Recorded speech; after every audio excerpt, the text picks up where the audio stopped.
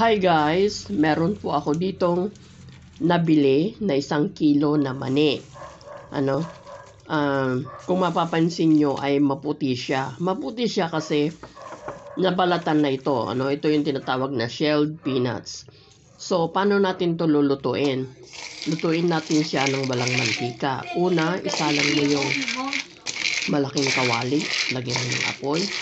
Pwede mo nang ilagay yung mani.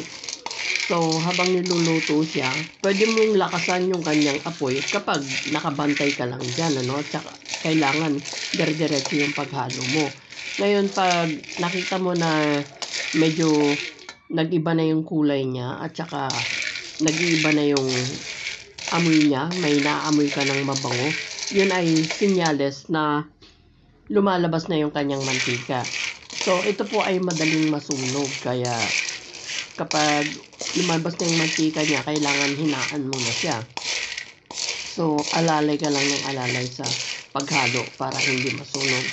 At saka, hindi maagad yung kanyang pagkakaluto para tamang-tama lang, magiging malutong siya. So, kapag nandiyan na yung mga signs na yan, luto na siya.